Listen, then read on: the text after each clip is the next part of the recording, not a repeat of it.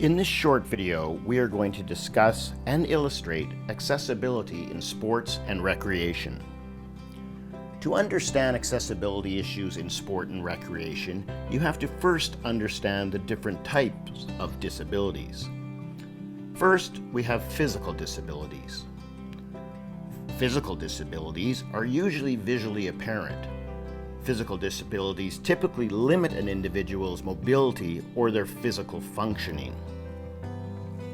Some examples of physical disabilities include people with visual impairments, with mobility limitations, such as those that experienced a spinal cord injury, or those who are hearing impaired or deaf.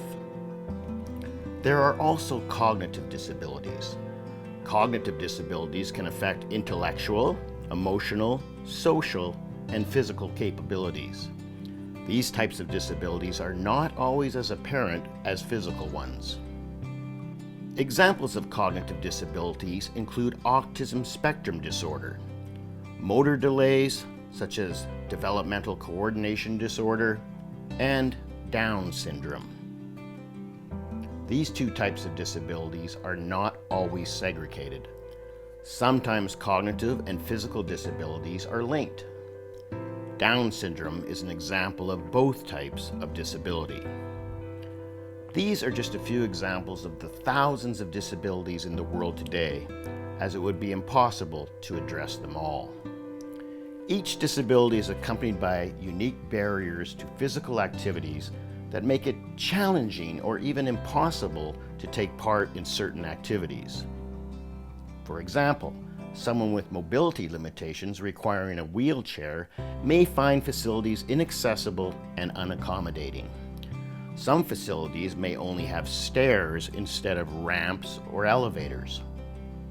Doors can be challenging to open, or spaces such as weight rooms or washrooms may be small and difficult to navigate.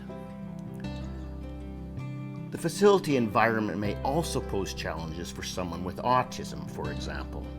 The harsh lighting, crowded, noisy spaces may be extremely overstimulating for someone with a cognitive impairment such as autism. An individual who is visually impaired may require support aids such as handrails. However, not all facilities may offer this type of equipment. Programming can be another barrier for these disabilities. An individual with a motor delay may be unable to find appropriate assistance to help them engage in recreational activities. Individuals who are deaf may also suffer from inaccessibility due to poor communication in sports clubs. This could include insufficient communication from faculty staff, teammates, or coaches. Someone with Down syndrome may feel excluded from traditional programming or sports league, as they are often not given the opportunity to participate, and thus are excluded from physical activities.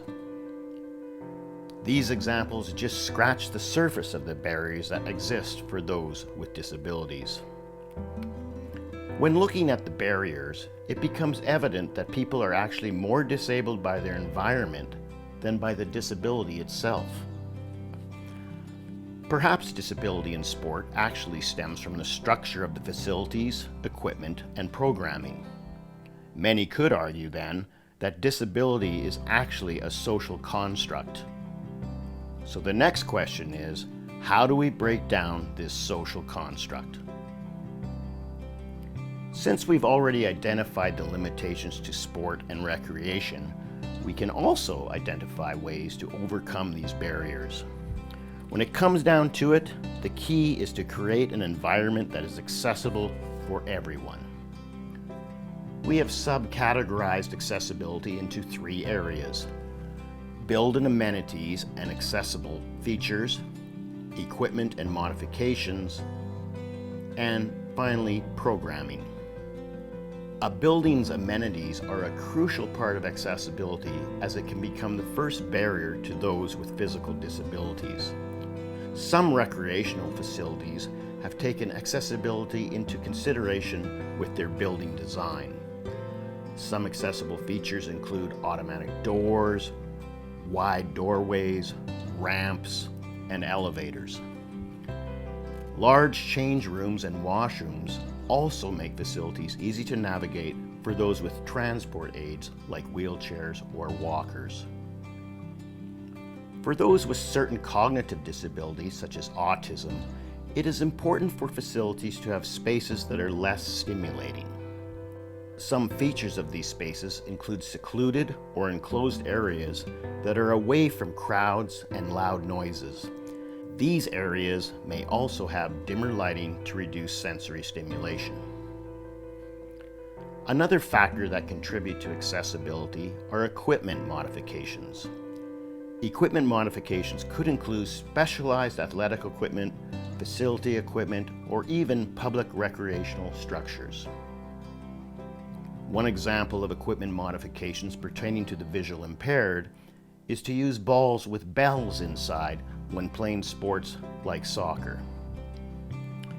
If facilities have proper equipment to assist someone with a disability, it makes the services more available to more people.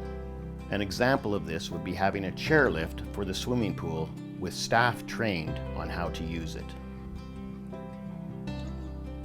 It is important to make public areas disability friendly. Public parks, for example, could implement wheelchair accessible equipment such as swings. This allows for those with disabilities to participate in everyday recreation.